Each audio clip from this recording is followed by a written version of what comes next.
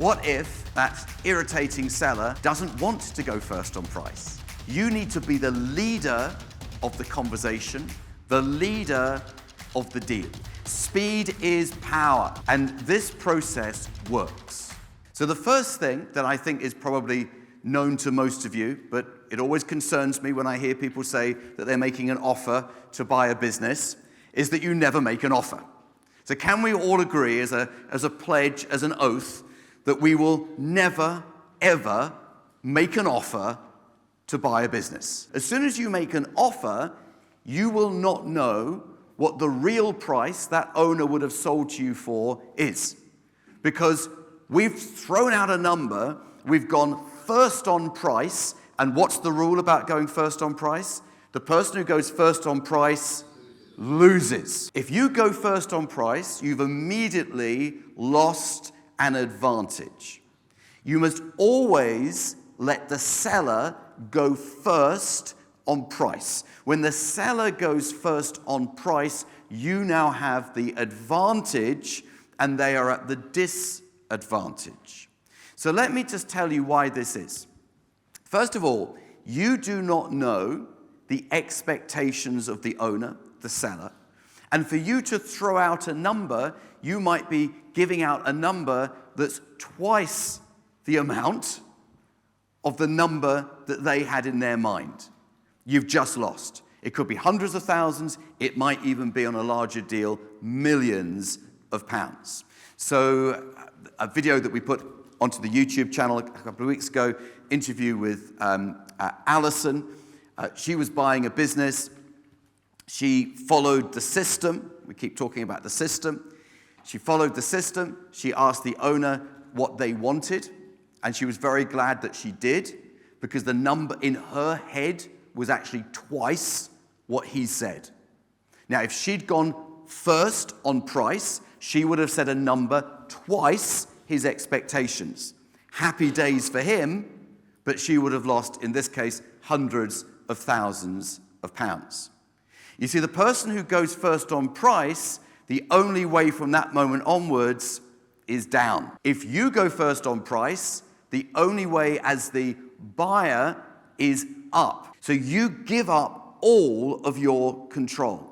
Now, what you might be thinking is, what if that irritating seller doesn't want to go first on price? What do you say? I can't buy it if you don't tell me how much you want for it. Or even simpler is, that's not the way we do things, or that's not our policy. Because you've got to stand your ground. And it might feel a little bit uncomfortable at first when the person says, no, you need to make me an offer, and you go, no, we don't do it like that. That's not our policy. You need to tell me what you need. I don't know what you're asking me to do. If you're asking me to guess numbers, you've owned this business for how long? 15 years? You must know what you need for it. Surely that was the only thing you thought about on the train to our meeting today. Because sometimes people do tell you that they haven't even considered price. You need to absolutely stand your ground. Buying a business is just so rewarding, and I put together a free training showing you exactly how I do it. If you look in the video description below this video, there is a link. You click the link, you're taken through to the training, watch the training, and I'll show you exactly how to buy a business successfully. I never want to hear the words, I've made an offer. Because what we want to be doing is collaboratively coming up with price and terms and working cap together, rather than I say a number, you say a number, I say a number, you say a number. Let us both figure out how to do this deal. You want to sell because you're going on the cruise in January. We're interested in buying. Let's see what we can figure out between us. So the word offer has to be eliminated from your vocabulary. When the person does say the price, the number that they're after, the worst thing you could possibly do is to say nothing. Sometimes people say nothing because they're processing it. Sometimes people say nothing because the number was a lot higher than they expected, or even a lot lower than they expected. But they freeze, and they're not quite sure how to respond, so they say nothing. Now, how does the seller interpret your silence. Acceptance, absolutely. They think from that moment onwards, they've got you. So your reaction has to be immediate. You have to be ready to react. It's not hear the number, think about it, react. It's I'm ready for the reaction. Come on, I'm ready for you. I'm ready for you. And whatever number they say, even if it's half, a quarter of what you expected them to say, you've got to react negatively. And it's got to show in your body language. You've got to move backwards. Maybe you fold your arms. You've got to shake your head. You've got to do that intake of breath, that sort of, you've got to have a face like you've got terrible indigestion. Because what we want to do is create a response in them of, oh my goodness, I've blown it. This is the first person I've talked to about selling my business, and I've just blown it. And I've blown it because I went in too high. And I have been in situations where the seller at this point, right in front of your eyes, drops the price. And when they say the second price, the lower price, I say, well, maybe a million, an ideal world, I realize that, but maybe, I don't know, like 900? Sorry, can't do it. What were you thinking, like 8? 750? Look, we're heading in the right direction. You've seen the economy. You've read the news. You know what's going on.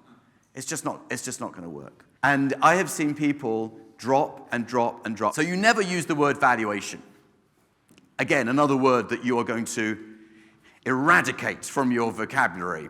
You're never going to say, have you had a valuation? Or what's the valuation? Or even, what do you think the value of the business is? As soon as you use the word value, it feels like we need to get valuation reports and bring in valuation experts and speak to accountants. And that's when they say, okay, and they go and talk to my accountant. Now, their accountant's never going to buy their business. Their accountant is always going to talk it up, always.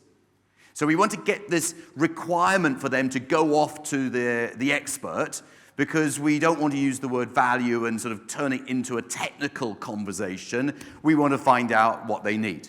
Don't tell me what you want, because no one's getting what they want right now. You need to tell me what you need. Now, everything that I'm saying to you here, I have said dozens, scores of times. Every single word is chosen with precision. None of this is coming off the top of my head. Never be critical of their business. A business that I was selling, I received a copy of the due diligence report. The buyer was kind enough to show me the DD report so I could correct anything that was wrong. Sometimes mistakes are made in diligence reports and things misunderstood. And I'm looking at this diligence report, and it was so critical of the business. It was just, why would this person ever want to buy a business with all these holes and gaps in it? But you must never be the person who says to the seller, well, look, I can see it's not very well managed, or, we would have to get rid of some of these staff because I think you're. No, don't be critical. As soon as you're critical of someone's baby, the baby that they've raised for the past 20 years, the defenses will go up. And you will find the whole deal harder from that moment onwards. Okay? And if someone is critical of their own business, you might not even have to agree with them. You say, well, look, I know you feel that way, but look how well you've done. I mean, how many people stay in business for 20 years? Yeah, it's a wonderful, you've done a wonderful job. A wonderful job. It would be an honor to be the next owner of this business. So that positivity, a little bit of flattery, looking for the positives helps. They will never sell to you if they don't like you. They've got to like you. Always lead the conversation. You need to be the leader of the conversation, the leader of the deal. You need to provide that momentum, because it will not come from the seller, which is amazingly surprising, I find. That people who want to sell their business have been trying to sell their business for a couple of years. They've been unsuccessful. Now they're talking to you. You've signed heads of terms. You'd think they'd be all over it. Oh my goodness, they're replying to all those DD requests the same day. People don't. It's remarkable. So you've got to lead the entire process. You've got to control it, which is why knowledge is an important thing. You've got to be very, very knowledgeable about the whole business acquisition process so that you can lead it. Now, in our early conversations with the owner, you need to lead that conversation as well. You need to be the person who says, let me tell you what happens next. Now, of course, you've got to know what happens next. which is why that continuing professional development, knowing what you're doing, is just so important. You see, if you know more about buying a business than the seller knows about selling a business, you're going to get a great deal. If the seller knows more about selling than you know about buying, well, you're not going to win that one. When buying a business, you need a great lawyer on your team. So why not use mine? His name is John Andrews, and his details are on the screen. This leading the conversation means that you ask the questions. I know sometimes people are a little concerned at the beginning of their business buying journey with the owner of the business quizzing them, interrogating them on the phone. Now, I get that, but that's because you've misunderstood the dynamic of that conversation. The dynamic of the conversation is that I am going to ask you questions about your business. It's not you interviewing me, it's me interviewing you. It's me deciding whether your business is what I want to buy, not you deciding whether I'm the right buyer for your business. It's a completely different power dynamic. And this process works. Follow the process, follow the system, you get the results. Try and make it up as you go along, your results are going to be uncertain. One of my favorite phrases is no one is lending. So look, we'd love to buy your business, but we have a bit of a challenge here. I'm sure you read the news, you know about the interest rates, you know about the tightening of the economy. No one is lending right now, which gives us a problem. Gives you a problem because you won't be able to sell your business to someone who needs to go out and get lending. Gives us a problem because the banks won't give us the money. But I think there's a way of doing it without involving the bank. You know what it's like with banks. They take ages making a decision, and then the decision means that they've got to go away and talk to other people and make another decision. So I think we could do something here. What do you reckon? Should we give it a go? Should we see if we can put together a deal that works for you and works for us? So this is a conversation, you see. It's not a situation we're going to go in and have combat with the seller. We're going to align ourselves with what the seller wants. And the faster you can do a deal, the better. You need to be speedy. You need to be fast. You need to know exactly what the process is. You need to be in control of the process. You need to lead the process. Speed is power. The more of these phrases and words that you've got up your sleeve, the deeper your toolbox of strategies to cope with situations. So that means that in actual fact you'll end up doing more deals or better deals, or deals that you thought were not doable become doable because now you've got the arsenal of phrases and words to be able to have a conversation with any seller and be able to guide it along its best possible path, its best possible outcome, rather than what a lot of people do when they don't have these words and phrases, is they give up way too easily. They say, oh yeah, he wasn't interested. Of course he was interested. He phoned you from a letter that he received from you. Of course he's interested. You just didn't uncover what sort of deal he wanted. When he said this, you didn't say that, and so forth.